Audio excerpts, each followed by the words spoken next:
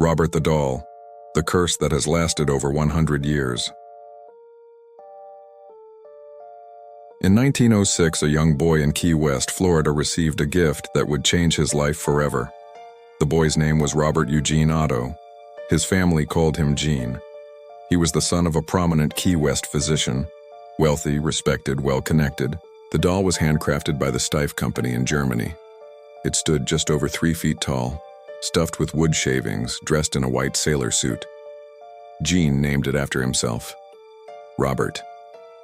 From the moment the doll arrived, something changed in the Otto household. Gene was rarely seen without Robert. He carried him everywhere, he spoke to him constantly. And family members began to notice something deeply unsettling. Robert appeared to speak back, not in Gene's voice, in a voice that was distinctly different, low, childlike, coming from the doll itself. Gene's parents dismissed it, but the household staff refused to be in the same room as Robert alone. They reported hearing giggling from rooms where no child was present. They reported seeing the doll's facial expression change. A subtle shift in the glass eyes, a slight turn of the painted mouth. When things went wrong in the house, objects moved, furniture disturbed, unexplained noises, Gene had a consistent answer. Robert did it. His parents punished him for lying, but Gene never changed his story, not once, not ever. As he grew older, the attachment never faded. Gene Otto became an accomplished artist and architect. He married a concert pianist named Anne. They moved into the family home on Eaton Street together, and Robert came with them. Anne loathed the doll from the moment she saw it. She felt watched by it. She begged Gene to remove it from the house. Gene refused. Instead, he built Robert his own room, a private turret suite at the top of the house, with a small chair and a window that looked out onto the street below. School children walking past the house on Eaton Street reported seeing the doll move from one side of the window to the other. They reported seeing it watching them. They told their parents. Their parents told them to stop being silly. But the reports kept coming, all describing the same thing. Robert watching from the window, and then not being there anymore. What happened inside that turret room when nobody else was present has never been fully explained. Gene Otto died in 1974. In his will, he left the house on Eaton Street to his wife Anne. Robert remained in the turret room. Anne was now alone in the house with the doll she had always feared.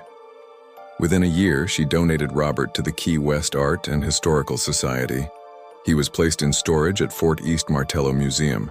Museum curator Stacy Rosso later described the moment she first encountered Robert in storage. She took him out to be photographed. She later said she watched him come alive in front of her eyes. She was not the only one. Museum staff reported hearing giggling from the storage room after hours.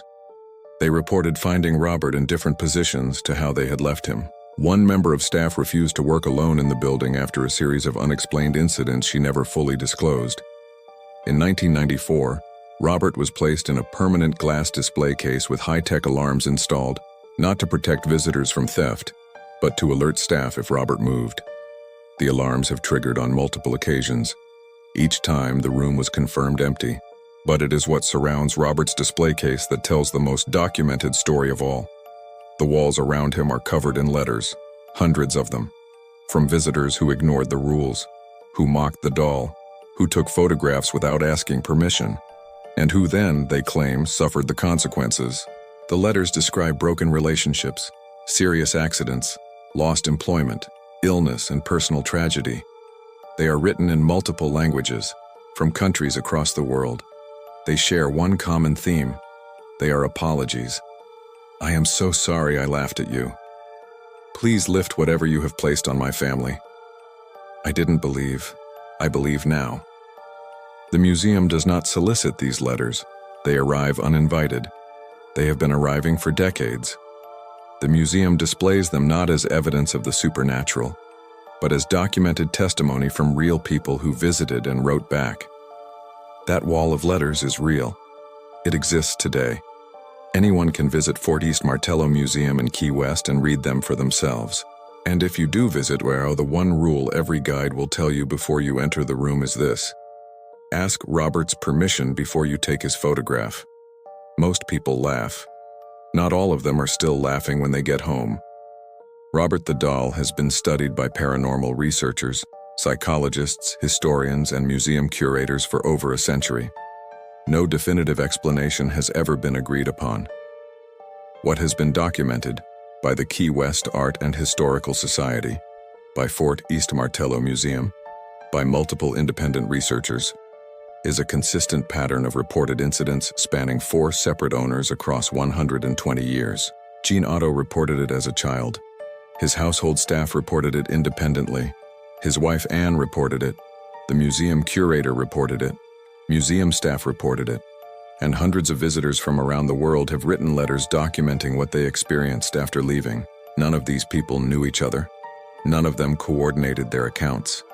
And yet the descriptions are remarkably consistent across a century of documented reports.